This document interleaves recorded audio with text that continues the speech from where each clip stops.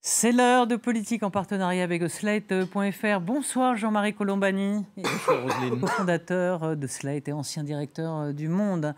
Alors il avait promis d'être un rempart contre l'extrême droite, mais sera-t-il celui qui ouvre le portail de Matignon à Jordan Bardella ?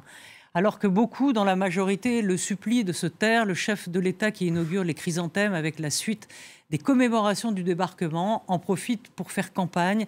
Il ne met pas seulement son grain de sel, mais jette des pavés dans la mare en attaquant la France insoumise qu'il juge immigrationniste. Il faut reconnaître que pour l'instant, le match se fait sans lui. Les projecteurs sont braqués sur le Rassemblement national et le nouveau Front populaire avec la guerre des programmes. Jordan Bardella met du soupline dans ses promesses et la gauche reste dans sa radicalité programmatique. En attendant, Éric Ciotti, le républicain, enfin ce qu'il en reste, rejoint la croisière s'amuse du Rassemblement national et la majorité regarde passer les trains comme le backseat driver, comme disent les anglo-saxons. On en parle avec nos invités. Bonsoir Nathalie Saint-Cric. Bonsoir Roselyne. Vous êtes éditorialiste à France Télévisions et vous avez publié il y a quelques mois L'ombre d'un traître aux éditions de l'Observatoire. Bonsoir à vous Catherine Tricot, directrice de la revue Regard. Bonsoir Roselyne. Bonsoir Carole, vous êtes éditorialiste politique. Et en fin d'émission, nous retrouverons Véronique Reissoul pour la politique sur les réseaux. Alors encore une fois, Jean-Marie, les journalistes vont se muer en sorte de comptables. C'est dans le fond ce qui se joue en ce moment, enfin, en tout cas à l'heure où on parle, parce qu'il se passe des choses tous les jours. Mais est-ce que ce n'est pas plutôt les journalistes que ça intéresse ou les observateurs que les électeurs ? Peut-être, en tout cas, ce qui est réjouissant d'une certaine façon, c'est qu'enfin on parle des programmes. Parce que jusqu'à présent, les élections européennes nous avaient appris qu'on parlait de toute autre chose, pas de l'Europe, oui. pas de programme, ni de quoi que ce soit. Donc la bataille s'engage sur les programmes, c'est plutôt une bonne nouvelle, sauf qu'il y a tellement peu de temps. Donc il y a des chiffres qui vont surnager, des batailles qui vont s'organiser autour de tel ou tel prélèvement, mais... voilà, peut-être qu'on n'aura pas le temps d'aller vraiment au fond des choses, parce que c'est dans quelques jours, hein, le premier tour, c'est le 30 juin. Donc jamais on a vu une campagne aussi brève et aussi rapide. Aujourd'hui, il y avait la plupart des candidats étaient reçus par le MEDEF, donc on a eu l'occasion de tester un petit peu, d'écouter en tout cas un certain nombre de promesses. Mais je ne suis pas sûr que ça, à ce stade, que ça influence le vote, même les chiffres hallucinants qui sont donnés. Et le grand paradoxe de tout ça, c'est que le président, au fond, a fait cette dissolution en nous disant qu'il allait clarifier, aider le paysage à se clarifier. Ça pourrait être clarifié. Oui, et que donc, il allait, au fond, nous aider à sortir d'une crise politique. À un moment, on disait, attention, la dissolution ou quoi que ce soit d'autre, il ne faut pas ajouter la crise à la crise. Donc d'ajouter une crise politique à une situation économique qui était un petit peu difficile. Là, le paradoxe, c'est qu'avec ce qui se joue sur les programmes, on va ajouter à la crise politique la crise économique et financière. Parce que ce qui est annoncé sur les programmes, ça nous amène tout droit à une bataille des taux et à des attaques en règle contre les dettes souveraines de la France, de l'Italie, peut-être d'autres pays. La France et l'Italie étant les pays les moins bien placés. On va écouter Jordan Bardella, puisque déjà il a expliqué qu'il ne serait pas Premier ministre s'il n'avait pas de majorité, mais il se veut raisonnable. On l'écoute. J'ai compris en venant ici devant vous aujourd'hui qu'il fallait que je rassure les milieux économiques. Je pense que la France est aujourd'hui à la croisée des chemins, que la situation budgétaire du pays et que la déraison budgétaire dans laquelle nous sommes plongés depuis 2017 fait peser un risque de décrochage économique, que ce bilan de 300 milliards d'euros de dettes supplémentaires depuis 2022, d'un état des lieux de 3 000 milliards aujourd'hui, record également du déficit public et du déficit commercial, impose d'abord de l'humilité de la part de ceux qui en sont comptables et surtout un esprit de responsabilité pour ceux qui s'apprêtent à leur succéder. Voilà, alors est-ce que, Nathalie, c'est un double tranchant? C'est-à-dire que est-ce que les électeurs vont se dire encore un qui nous a raconté des sornettes, voilà, Emmanuel Macron voulait une clarification, il y en a eu une. Voilà, est-ce que c'est pas un double tranchant? Pour l'instant, les explications tiennent à peu près la route. C'est-à-dire le côté, c'est pas en 3 mois qu'on va tout faire. on peut comprendre. Enfin, on peut comprendre. Je parle de la démarche marketing de Jordan Bardella vis-à-vis des électeurs. La deuxième, c'est n'ayez pas peur. C'est-à-dire qu'effectivement, il l'a dit ce matin, il l'a dit l'autre soir à la télévision, il l'a dit ce matin devant les milieux économiques, il sait très bien que la bourse a commencé à baisser, que les taux d'intérêt ont commencé à avancer, qu'il faut un budget à la rentrée, ce serait un minimum, et qu'ils ne peuvent pas, en gros, être à l'origine d'une espèce de panique économique. Donc, il nous prépare, là où c'est un peu lourd, c'est quand il nous fait le coup du bilan ou de l'audit. Parce qu'en gros, à chaque fois, les gros sabots. Oh là là, on a découvert des choses qu'on ne savait pas. Or, il suffit de lire les 2 milliards de rapports de la Cour des comptes qui tombent régulièrement pour avoir tous les chiffres. Donc ça, les gens peuvent être probablement dire, ah bah finalement, il est un peu comme les autres. Mais quand il rajoute, pour l'instant, c'est Premier ministre, notre vraie échéance, c'est 2027. Les gens peuvent se dire, finalement, c'est pas idiot. Quand il se montre conciliant quand même, Marine Le Pen explique qu'il faudra quelque chose d'union nationale, c'est-à-dire qu'elle tend les bras ou la main aux autres, et les gens peuvent se dire, mais regardez, ils ne sont pas si radicaux que ça. Donc je considère que dans un premier temps, il amorce toujours cette dédiabolisation au niveau des programmes, et surtout, Jean-Marie se félicitait du côté programmatique, c'est-à-dire qu'on s'intéresse au programme. J'ai l'impression qu'on s'y intéresse vaguement, mais que je ne sais pas si vous avez vu, et compris pendant la campagne européenne, plus on mettait Jordan Bardella devant ses contradictions en lui disant mais vous dites ça mais c'est pas possible, et plus il montait. Donc on peut se dire que, moi j'entendais ça veut rien dire une fois de plus, j'entendais des auditeurs ce matin dire bah oui d'accord il n'y a pas tout mais c'est déjà un début, c'est quand même mieux que le reste. Donc le côté normalisation me semble l'emporter sur le côté il est comme les autres, il dit des choses, il ne les fait pas, parce que la différence avec les autres, c'est qu'ils ne le disent pas avant, ils le disent après. Or, ça peut passer pour de la France. C'est comme Chirac qui disait on se fait élire, on voit après. Voilà. Mais, Carole, est-ce que ça vous paraît être, dans le fond, quoi qu'ils disent, quoi qu'ils fassent, le Rassemblement national, il y aura toujours ce qui pèse au-dessus de leur tête, et dans le bon sens, hein, c'est-à-dire, on ne les a pas essayés, on va les essayer. Est-ce que ce n'est pas ça qui prime depuis le début ? J'en suis pas complètement certaine. C'est vrai qu'il y a cet argument, mais je trouve que tout ce qu'a dit Jordan Bardella récemment, ça montre quand même, ça traduit, à mon avis, une peur de gouverner, parce que cette dissolution arrive quand même. C'est ce que dit Gabriel Attal, il y a un refus d'obstacle. Oui, oui. Alors le refus d'obstacle, je dirais pas ça comme ça, moi, le refus d'obstacle. Mais si vous voulez, ça arrive trop tôt pour eux, et ils ne sont pas forcément prêts. Et surtout, si jamais ils ont la majorité absolue. Donc là, Jordan Bardella va à Matignon. Le problème, c'est que au-delà des reculs et de tout ce qu'on a vu, tout ce qu'on a entendu là depuis une semaine, on aborde les retraites, on adoucit le programme et on essaie de rassurer les chefs d'entreprise, etc. Au-delà de ça, il y a quand même un deuxième pilier dans le programme du Rassemblement national et dans ce qu'attendent ses électeurs. C'est l'immigration. Or, sur l'immigration, ils ne pourront rien faire, absolument rien faire de ce qu'ils proposent. Parce que tout ce qu'ils proposent, qui aboutirait à la maîtrise des flux migratoires, etc., c'est quoi ? Limitation du regroupement familial, instauration de la priorité nationale, des flux, etc. Et ça demande une révision de la Constitution, avec un référendum ensuite, puisque c'est obligatoire. Et ça, mais là, c'est comme le coup de l'audit. Mais ça, c'est le coup de l'audit. Il a dit, pour ces choses-là, il a dit ne vous attendez pas à grand-chose sur l'immigration 2027. Oui, enfin, pardon, il ne dit pas ça exactement comme ça. Je pense un avocat. Oui. Il ne dit pas ça exactement comme ça. Et en fait, ils ne pourront rien faire, sauf des petits trucs à la marge sur ce sujet, qui est quand même la deuxième, voire presque la première avec le pouvoir d'achat de leurs électeurs. Donc, ils risquent forcément de décevoir. Et ce n'est pas forcément une bonne chose pour 2027. Moi, je pense qu'il y a aussi de ça. Comment voyez-vous sa petite phrase lâchée, Catherine, sur le parti des extrêmes ? Là, il parlait du nouveau Front populaire. LFI, plutôt, parti immigrationniste. On a l'impression que là, il jette les électeurs dans les bras du RN. Emmanuel Macron. Oui, Emmanuel Macron, là, visiblement, a une stratégie, c'est mon ennemi numéro 1, c'est les électeurs qui m'ont élu. C'est-à-dire ceux qui, comme moi, je suis de gauche, je n'ai pas voté pour lui au premier tour, mais j'ai voté pour lui au second tour, pour pouvoir barrer la route à Marine Le Pen, pour que Marine Le Pen soit la plus basse possible, pour qu'elle ne s'installe pas comme le leader, l'alternative évidente. Donc il nous a dit, ça m'oblige à la fin de son élection, il nous a dit ça m'oblige, il nous a parlé du fait que son quinquennat serait écologique, ne serait pas, etc., etc. Toutes choses qui nous ont parlé aux électeurs de gauche. Et là, non. Là, son objectif numéro 1, c'est de dire c'est pas terrible le programme du Front National, c'est dangereux économiquement, mais celui du Front Populaire, c'est 4 fois pire. Il n'a pas dit pire, il a dit c'est 4 fois pire. Mais comme la gauche serait très immigrationniste. Reprenons un terme, un vocabulaire. Oui. Hein, c'est le vocabulaire qui est un vocabulaire d'extrême droite.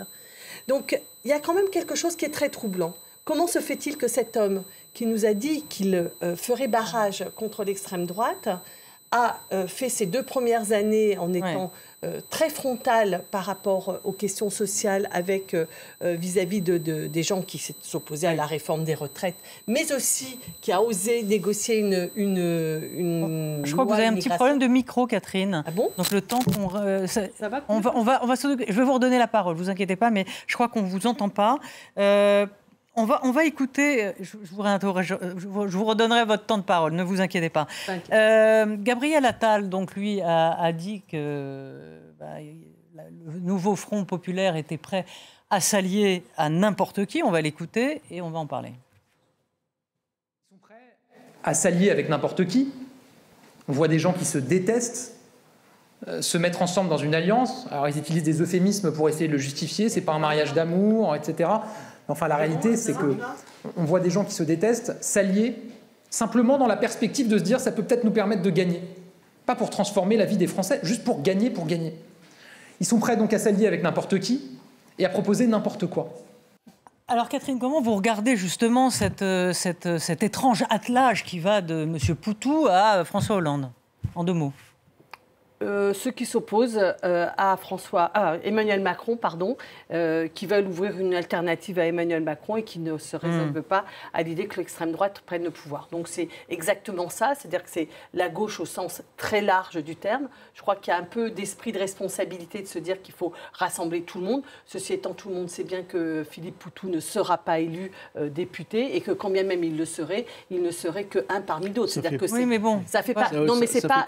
Ça fait un peu partie des éléments de langage mais c'est vrai que le NPA, de Hollande à Poutou, ok. Oui, c'est ça, mais vous avez raison. En fait, c'est pas vrai que c'est de Hollande à Poutou parce que Poutou compte. Mais non, mais c'est fait pour effrayer. Exactement. Tout le monde sait qu'aujourd'hui, la gauche ne se bat pas pour gagner. Et ce qui est frappant dans le climat actuel, ce qu'on a vu vous releviez les propos d'Emmanuel Macron tout à l'heure. La bataille, elle est pour entre la 2e et la 3e place. Oui. C'est ça qui compte. Oui. Parce que donc toute la stratégie de la gauche est celle d'un cartel électoral. Parce qu'il s'agit de considérer que les choses vont se jouer au Parlement. Il y aura une cohabitation. Les choses vont donc se jouer au Parlement. Et l'important, c'est d'avoir pouvoir développer l'opposition la plus forte au Parlement. C'est en cela qu'il y a une alliance à gauche. Ce n'est pas une alliance pour transformer ni quoi que ce soit. Tout le monde le sait. Okay, ouais. Et le problème d'Emmanuel Macron, c'est d'éviter que ces listes soient en 3e position. Mais pourquoi il y en a qui vocifèrent comme Le Drian Ça, c'est la campagne électorale. Mais la 3e place, c'est la place du mort. Dans un scrutin nominal majoritaire. Voilà, parce qu'après, vous avez ce qui compte, c'est la bataille entre le premier et le second qui vont s'affronter pour le deuxième. Et le premier et le second, ça va être... Ce qui est frappant, c'est que tout le monde a intégré pratiquement la victoire, y compris Emmanuel Macron, quand il nous dit « Ah ben, je préfère une cohabitation maintenant qu'en 2027. » Voilà, donc s'agissant de cette promesse d'Emmanuel Macron, on peut être sûr qu'on risque d'avoir les deux. De toute façon, il n'y a pas franchement de morale derrière tout ça. C'est-à-dire qu'effectivement, le nouveau Front populaire allie des gens qui ne pensent fondamentalement des choses et sur des sujets graves. Il ne s'agit pas d'être pour la flat tax ou pour je ne sais pas quoi. Donc c'est juste une coalition électorale, très bien. Emmanuel Macron change de cible régulièrement en fonction des sondages. Donc ça a été l'extrême droite, tout en le faisant monter parce qu'il choisissait ça en opposant. Et maintenant que les sondages disent extrême droite, nouvelle... j'ai du mal à... Oui, on a du mal à la mettre. Parce que pour moi, c'est vraiment autre chose. Front populaire. Et eux... Ils se disent, s'il y a des triangulaires, imaginons qu'il y ait des triangulaires, parce qu'il y a plus de participation et que donc les macronistes peuvent passer. Ils vont être 3e probablement, peut-être 2e. S'ils sont 2e, c'est bien pour eux, parce que ça veut dire qu'ils passent devant le Front populaire, le nouveau Front populaire. Donc que fera le nouveau Front populaire? Où ils se maintiennent et ils aident le Rassemblement national à gagner, où ils se retirent et ils aident les macronistes. Donc c'est une tactique assez simple. on a tapé sur les premiers, ça n'a pas forcément marché, ils ont monté. On tape sur les deuxièmes, en priant le ciel qu'ils soient troisième, comme le disait Jean-Marie. Comme ça, soit pas de triangulaire, et dans une élection entre le Rassemblement national et eux, on refera le coup qui vous a été fait, si j'ose dire, la dernière fois. 2 fois de suite. C'est-à-dire le barrage au Rassemblement national, et probablement que cette fois-ci, vous le ferez. Encore. Cela dit, c'est le calcul de Macron, une fois de plus. Beaucoup de choses sont étranges dans cette situation, parce que... C'est pas la morale qui prime, parce que, oui, au point de départ, on pouvait se dire, voilà un président jeune qui arrive, qui veut rénover beaucoup de choses, qui est inexpérimenté, donc va pour l'inexpérience et va pour une part d'apprentissage. Oui. Simplement, on a l'impression, dans un premier temps, qu'il n'a rien appris en termes de politique, et maintenant qu'il désapprend. Parce que toutes les formules qu'il utilise, sont des formules boomerang. L'exemple même étant, jusqu'à présent, le modèle dans les écoles de sciences politiques de l'erreur politique, c'était la dissolution Villepin-Chirac de 1997, qui a amené Lionel Jospin à gouverner, très bien d'ailleurs, pendant 5 ans. Bon, mais maintenant, ça va être remplacé par celle-ci, par cette dissolution-là. Et quel est l'état d'esprit du pays? L'état d'esprit du pays, c'est ce que vous disiez tout à l'heure. De toute façon, c'est son tour, c'est leur tour. On les a jamais essayés, donc on va les essayer. Il n'y a pas d'autre motivation que celle-là. Et donc, le train est en marche. Donc, dans le 4-4 triangulaire... Il y a aussi la motivation de sortir Macron, parce qu'il y a quand même une détestation de Macron. Ça, on l'a vu. Donc, dans le cas des triangulaires... Rassemblement national, Nouveau Front populaire et la place du Mort au milieu, les macronistes font je vous dis, le problème, c'est le tiercé. C'est le tiercé, le niveau du tiercé. C'est-à-dire 1, 2, 3. Si 1, 2, c'est Rassemblement national, Front populaire, et que les autres sont en troisième, c'est les macronistes. En gros, c'est cuit, parce que ça sera forcément un des deux. Mais eux, ils font quoi? Où ils se retirent. Oui, c'est ça. Mais non, personne ne veut répondre à cette question pour l'instant. Parce Oui. qu'elle est trop pénible pour eux et elle est trop complexe. C'est-à-dire est-ce qu'en gros, c'est toute la question que les journalistes posent, c'est est-ce que vous mettez un signe égal entre l'extrême gauche et entre l'extrême droite? Et qu'elle vient trop tôt, surtout. Et que surtout elle est trop tôt. Et que ça se réglera entre le premier et le deuxième tour. Et probablement au cas par cas. Les macronistes voteront pour des socialistes ou des écologistes s'ils en ont en face d'eux, et ils ne voteront pas pour des LFI. Ça dépend des donc tout ça peut préparer un magma, enfin un gros centre, où certains socialistes seront des gens comme Valérie... Attendez, moi je ne fais pas de pronostic, j'entends. C'est sûr, le RN aura la majorité absolue, et j'entends également la majorité remonte. Moi ce que je veux dire, c'est que le problème de désigner comme ça le Front populaire, c'est que ça prépare en fait l'arrivée de l'extrême droite de 2 manières. C'est-à-dire que quand il y a un duel Rassemblement national, Front populaire, ça décourage les électeurs d'Emmanuel Macron d'aller voter pour le Front populaire, puisqu'ils sont épouvantables, encore pire que l'extrême droite en matière économique et pro-immigration, immigrationniste, je ne sais pas quoi. Donc ça découragera une part non négligeable des électeurs macronistes d'aller se reporter sur le Front populaire. Donc ça fera voter, ça fera élire, ça fera le jeu, voilà, pardon, c'est ça le bon terme, ça fera le jeu de l'extrême droite. Et dans l'autre sens, si c'est une opposition extrême droite Emmanuel Macron, mais tous les électeurs de gauche, moi je pense que je le ferai. Je pense que je voterai en toute hypothèse. Dans ma circonscription, j'ai Alexis Corbière, je pense qu'il n'y aura pas de problème. Mais dans les autres circonscriptions, quand il y aura extrême droite macroniste, mais il y a beaucoup d'électeurs de gauche qui se diront non mais ça va quoi, il nous a fait 2 fois le coup. Mais ils n'iront pas voter dans ce cas-là. Dans ce cas-là, vous ferez quoi moi, je vais voter pour Emmanuel Macron, pour les candidats qui s'opposent à l'extrême droite. Vous avez dit ça, vos amis de... Mais je le dis systématiquement. Il n'y a aucun problème avec ça. Non, mais je pense que la plupart des gens qui sont très engagés, très politisés, c'est ce qu'ils feront. Mais par contre, l'électorat qui s'est fait avoir une fois, 2 fois, qui s'est fait avoir sur la réforme des retraites et sur la loi immigration, et à qui on promet Gabriel Attal, qui a dans les placards ces décrets d'application. Non, mais c'est compliqué d'aller voter pour eux. Ah, heureusement qu'ils ont Gabriel Attal, parce que s'il n'y avait pas Gabriel Attal, franchement... Mais moi, je l'ai dit en même temps, le problème, c'est que Gabriel Attal... Ils sont en train de préparer l'arrivée de l'extrême droite. C'est une campagne un peu qui est celle du cercle de la raison, ce qui est courageux. Mais ce qui est rarement payant électoralement. C'est vrai, hélas. Je voulais poser une question en dehors de la crise économique et financière qui peut arriver à cause y compris à cause du programme du Rassemblement national, on est aussi au-devant d'une crise politique majeure, parce que quelle va être... Plaçons-nous dans l'hypothèse la plus répandue, celle d'une cohabitation, donc victoire du Rassemblement national, que ce soit majorité relative ou majorité absolue. Quel type de cohabitation allons-nous avoir? Est-ce qu'on aura une cohabitation entre gens raisonnables, entre Chirac et Mitterrand? Ça, c'est le calcul de Hollande, entre Chirac et Jospin? Non. Oui. Donc, quelle sera la nature du combat? Et donc, quel sera l'espace laissé au président de la République? Ce ne sera pas la même chose qu'avec les 3 couples présidents, où beaucoup de leaders disent, en gros, ils se haïssaient régulièrement, ils n'étaient pas d'accord, souvent, il y avait des chocs, mais là, le problème va se poser dès le Quai d'Orsay, le ministre des Affaires étrangères, dès le ministère de la Défense, et ça va se poser très vite avec le ministère des Finances et le budget. Déjà sur l'Ukraine. Donc, on va avoir beaucoup de dossiers sur l'Europe. Ça va être très vite compliqué, surtout qu'on n'a pas l'impression du côté du Rassemblement national, il y ait une explosion de talents, de gens totalement compétents et expérimentés. Peut-être aussi que la jeunesse est un avantage. Ça l'est quand il y en a un peu, je pense, mais pas quand il y a des gens... En tout cas, il y a clairement un refus des élites.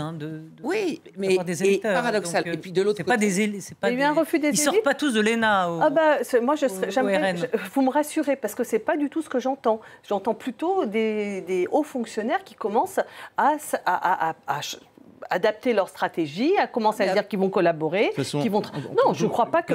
Les élites, pour l'instant, elles n'ont pas pris position contre le Rassemblement national. Contre le peuple, c'est le mot d'ordre de tous les mouvements populistes, de tous les nationaux populistes. Ils essaient de dresser le peuple, entre guillemets, contre les élites. C'est mortifère pour un pays. C'est mortifère pour un pays. Il faut se rappeler une seule chose dans ce domaine sur les élites et le peuple. Quand Staline fait massacrer les élites polonaises à Katyn, que dit Staline? Il dit... S'agissant de la Pologne, pas d'élite, pas de problème. C'est vrai. Donc si vous voulez que la France cesse de poser des problèmes et cesse d'exister, continuons à taper sur les élites. Ce que je veux dire, c'est que les élites ne sont pas neutres, elles ne sont pas un bloc homogène. On ne peut pas... vous inclus dans les élites. Je vous remercie, je suis très flattée. Mais ce que je veux dire, non, mais moi je ne suis pas contre les élites, je ne tiens pas un discours contre les élites, je ne voudrais pas qu'on pense que les élites sont en train de prendre position contre le Rassemblement national. Ce n'est pas le cas, les élites vont se diviser. Est-ce qu'on a, vous avez le sentiment, Carole, que dans le fond, ça c'est une question que je pourrais poser à Catherine, mais vous n'avez pas beaucoup parlé, Carole, que dans le fond, le front, pareil, comme Nathalie, j'ai du mal à dire, le nouveau Front populaire, préférerait le RN au pouvoir plutôt que de gagner. Et se dire, on va être dans la résistance, la révolution, c'est nous, on incarne la révolution. On n'est pas fait pour gouverner, on est fait pour... Je ne sais pas s'ils préféreraient. Je ne sais pas. De toute façon, non, mais regardez comme... de toute façon, comme l'a dit comme s'il passait aux États-Unis, comme il s'est passé avec Trump. Ils savent qu'ils ne gagneront pas. Ils peuvent, être peut-être la deuxième force, et puis le bloc central de Macron tombe au milieu. Ça, c'est une hypothèse tout à fait plausible, mais le fait qu'il gagne semble tout à fait hors de portée, malgré cette alliance faite à l'arrache, etc. Donc, et bien entendu, dans ces cas-là, oui, c'est plus facile. Ils ont plutôt envie. Ils ont plutôt envie de gagner. Est-ce qu'ils peuvent? Certainement, c'est très compliqué. Mais penser qu'ils préfèrent le Rassemblement national à l'exercice du pouvoir. Non, non, mais moi, attendez, la gauche dans ce pays, c'est pas LFI. LFI, c'est par exemple... Mais non, mais je regrette de dire... Moi, je gagne avec 14 et le lendemain, on dit ça sera Mélenchon Premier ministre. Donc, non, qui a dit que ça serait... Justement, toute la gauche a dit que ça ne sera pas Mélenchon Premier ministre. Mais on verra dans les rapports. Mais non, ça a été tranché. Ils ont plus de circonscriptions. Mais ils ont plus... On verra à l'arrivée. Je vous dis qu'à l'arrivée, vous verrez que LFI va perdre. Parce que les positions qui sont prises, ce qu'on a dit tout à l'heure, c'est-à-dire que, par exemple, dans les duels de second tour, eh bien, je ne crois pas qu'il y aura une mobilisation de l'électorat macroniste pour aller faire élire un député LFI. Ce que moi je crois, puisque moi je suis du côté du Front populaire, je pense que c'est un très mauvais coup. Je termine ma phrase. C'est un très mauvais coup fait au Front populaire, parce qu'en fait, on va perdre des députés à cause de la LFI. de deux façons, parce qu'il y a des gens, il y a des gens qui ne voteront pas pour le Front populaire parce qu'il y a LFI, et il y a encore plus de gens qui ne voteront pas au second tour, qui ne se reporteront pas sur le candidat du Front populaire quand il est LFI. C'est-à-dire, je pense que LFI, il y aura un différentiel de démobilisation qui leur sera très défavorable. Et ça va peser dans le résultat final. Est-ce qu'il était possible de faire autrement? C'est ça la question. Moi, je pense que l'élection européenne, précisément, elle a tranché qu'elle n'avait pas tranché. L'élection européenne, LFI fait 10, mais LFI fait 10 et Glucksmann fait 14. Donc, il n'y a pas une force qui écrase toutes les autres. Alors justement, on va l'écouter. Il fallait faire avec tout le monde. On va l'écouter, Raphaël Glucksmann, à propos justement de la crainte, si le Rassemblement national l'emporte, des rapports cachés, on va dire, ou en tout cas en ce moment, avec la Russie. Le Rassemblement national au pouvoir, c'est les petits télégraphistes du Kremlin qui dirigent la principale puissance militaire européenne en pleine guerre en Ukraine. Le Rassemblement national au pouvoir, c'est la déconstruction du projet européen. Le Rassemblement national au pouvoir, c'est la destruction systématique et la privatisation, ils l'ont déjà annoncé, de l'audiovisuel public. C'est-à-dire, en réalité, soyons cash, la vente à Bolloré du système audiovisuel public. Nathalie, donc s'il y a une cohabitation de ce style, ce serait une cohabitation de combat et non pas une cohabitation comme on en a connu dans l'histoire. Ah non, parce qu'il y a des... Alors peut-être pour de nobles principes, il n'y a pas... Parce que les programmes économiques, les volontés sociales, sur l'immigration surtout, il y a des choses qui sont totalement radicalement opposées. Sur la politique étrangère, on vient de le voir, il y a un moment donné où la fin ne justifie pas forcément les moyens. C'est-à-dire la volonté de gagner ne justifie pas qu'on s'allie. Enfin, ça me semble, s'il y avait le moindre... quand il y a eu des alliances locales temporaires avec le RN ou je sais pas quoi, chez les LR, tout le monde poussait cri d'orfraie en disant ils ont vendu leur âme au diable. Je ne mets pas de signe équivalent entre le RN et l'FI, mais quand on considère qu'il faut aider l'Ukraine, quand on considère que Poutine est un dictateur, quand on a même du NPA qui ne sera pas élu, qui le 7 octobre fait un tract pour soutenir les Palestiniens, il y a un moment, pas les Palestiniens, le Hamas. En leur disant que c'est bien. Il y a un moment donné où c'est des principes quand même. Donc si vous voulez, la cohabitation ne peut pas être comment dire, je dis même pas être à la baladure, c'est-à-dire distinguer où il y avait Védrine et Bazir qui s'entendaient, toutes les choses se passaient bien. En gros, on était entre gens de bonne compagnie, sachant que François Mitterrand était de gauche au début, qu'après c'était un peu plus compliqué, donc il cohabitait un peu moins avec la gauche. Là, il y a des choses essentielles. Donc ça peut marcher un peu, pas longtemps, et ça peut traînasser et être complètement instable assez longtemps. Et comme le disait... Non, mais sur la Russie, là, je prends l'exemple de la Russie. Oui, il faut prendre l'exemple de la Russie, parce que c'est le problème qui va se poser dans c'est ça, quand je parle de cohabitation de combat, c'est... Attendez, le budget de la défense, c'est pas un domaine réservé, la politique étrangère. Le chef de l'État peut très bien considérer qu'il doit y avoir une position. Et si le budget de la défense n'est pas voté, si le ministre de la Défense le problème, c'est que ces questions-là ont été tranchées. Elles ont été tranchées par les prédécesseurs d'Emmanuel Macron et par la pratique. Oui. Et donc, au point de départ, rappelez-vous, François Mitterrand commence par exiger d'être associé au choix du ministre de la Défense et du ministre des Affaires étrangères. Et il l'est, au début, la première cohabitation. Il l'est absolument, et il récuse d'ailleurs un des candidats au ministère de la Défense. Il s'en fera après son meilleur soutien. Mais ça, c'est le talent de François Mitterrand. Et s'agissant de la définition du champ d'exercice du président, de sa responsabilité, elle est internationale et européenne. Ouais. Donc, est-ce que cela sera respecté ou est-ce que ce sera remis en cause par un gouvernement dominé par le Rassemblement national? Et c'est une question qui va se poser tout de suite et qui va nous menacer tout de suite d'une crise institutionnelle. Et pour ce qui concerne le Front populaire, en revanche, le choix a été fait. Le programme du Front populaire a mis les choses au clair sur la question internationale. Oui, mais c'est pas avec eux que ça va se poser. Non, c'est pas. Non, mais ce que je veux dire, c'est que là, on en était à se dire que il y avait des questions internationales. Moi, je dépend quand même de la personne qui émerge, parce que comme on ne sait pas quel est le Premier ministre pour l'instant, parce qu'ils ont dit que ça se réglerait Olivier Faure a proposé que ça se règle avec un vote. Ce qui n'est pas totalement non plus dans la Constitution, parce que Nouvel Ordre, c'est le président qui choisit. Si c'est un Premier ministre LFI, Mais ça ne peut pas être un Premier ministre. Ça peut pas. On dit ça peut pas. Mais ça ne peut pas, puisque la majorité à gauche ne sera pas LFI. Oui. Ah non, mais que ça vous lisez dans le mar de café. Mais oui, je lis dans le mar de café parce que oui, pourquoi ? Parce que les candidats. Mais pourquoi ?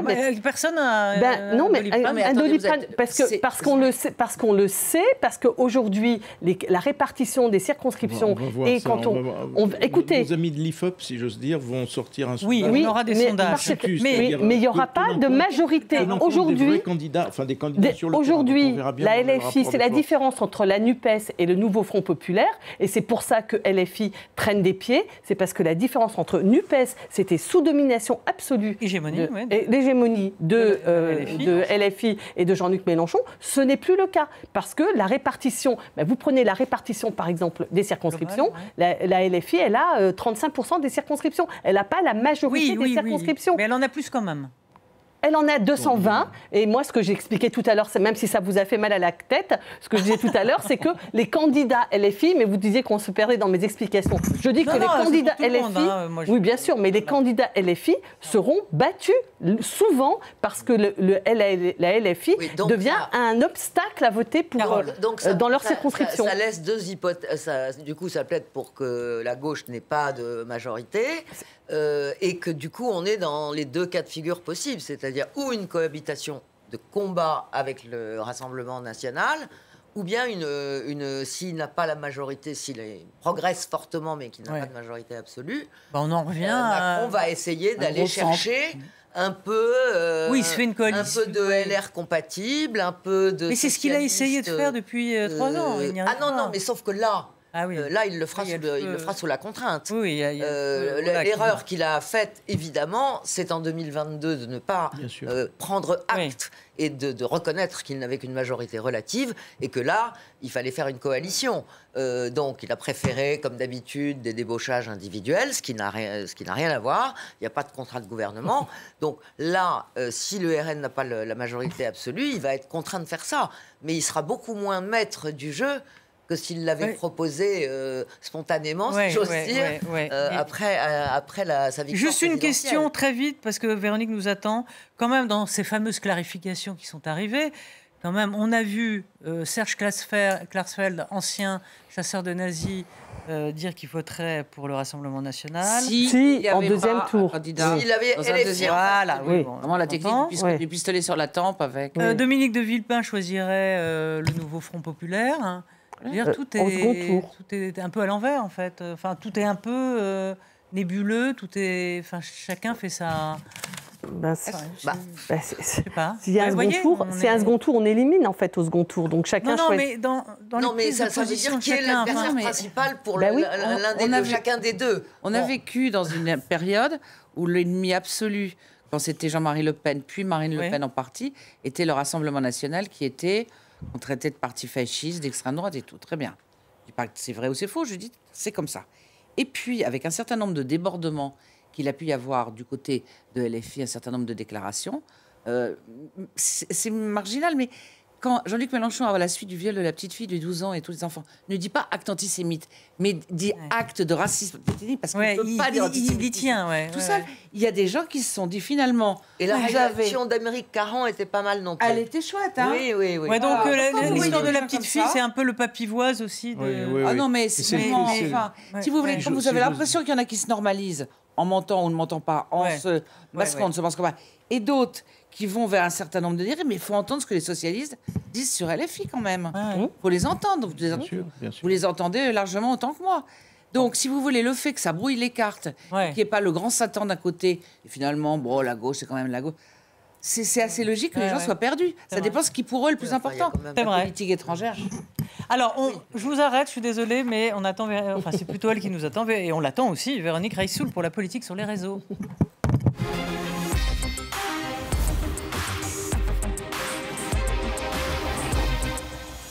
Chère Véronique. Bonjour. Donc vous voulez nous parler des influenceurs qui... Oui, parce que vous le dites vous-même, les gens sont perdus, donc ils cherchent de la lumière, des gourous, des gens qui vont leur dire que voter. Alors je peux vous confirmer, c'est l'une des raisons aussi pour laquelle on va se focusser sur ces gens passionnants, parce que sur les réseaux, ça patauge. Voilà, donc c'était difficile de vous dire. Sur les réseaux. C'est chaque jour, même la temporalité de notre index que je vous ai allez regarder. Notre index, on l'a fait sur 24 heures et on met à jour toutes les 15 minutes parce que ça bouge tout le temps. La même personne est capable de dire l'inverse et son contraire en fonction des déclarations des uns et des autres, ça promet. Donc, les influenceurs. Alors, je vais vous montrer un visage. Est-ce que vous connaissez ce monsieur? Non. Oui. Ben oui. Ben oui, Ah bon ce monsieur s'appelle Squeezie. Squeezie. Et Squeezie, c'est ce que l'on appelle un influenceur numérique. Un influenceur numérique, c'est quelqu'un qui a fait sa notoriété en étant sur les réseaux sociaux, dans son cas en divertissant, et qui a plusieurs millions de followers, nous y reviendrons. Mais donc, quand un influenceur comme Squeezie... Il fait quoi? Il chante dans Il est humoriste, gamer et humoriste. Voilà. Il apporte ce qu'on dit oui, 19 des millions contenus sur... divertissants. C'est 19 millions qui est effrayant. Voilà. 19 millions sur YouTube. Voilà. Et pas que YouTube, on va y revenir. Mais en gros, il a lancé un appel politique en disant allez voter et il faut faire opposition au Rassemblement national. Ça a donné quoi? Ça a donné près de 230 000 messages, grosso modo, sur une semaine. Alors évidemment, avec un pic au moment où il a lancé l'appel. 4,7 millions d'engagements, ça veut dire qu'il y a eu quand même beaucoup de commentaires. Dans les commentaires, il n'y a pas eu que du positif. Et quand je dis il n'y a pas eu que du positif, c'est que quand vous êtes un influenceur numérique, votre valeur, c'est le nombre de followers. Donc quand vous perdez des followers, ce qui a été son cas, parce que forcément, tout le monde n'a pas apprécié qu'il se mette à parler, voilà, on va le voir dans quelques instants, voilà, on a annoncé qu'il avait perdu 100 000 followers, par exemple. Voilà, donc un vrai sujet. Les fans se sont mobilisés pour dire non, s'il perd des followers, il perd de la valeur, et donc comme on est fan, on ne peut pas le laisser tout seul. Donc ils sont mobilisés en disant, au final, il a gagné 100 000 racistes de moins, et il y a eu toute une polémique en soi. Et donc, in fine, ce bon monsieur, donc voilà les chiffres pour vous dire l'importance de cet homme, c'est 19 millions sur YouTube, il a perdu 100 000, il n'a pas regagné les 100 000. Mm-hmm. Sur TikTok, il a 5 millions, il a gagné 100 000 après cette campagne.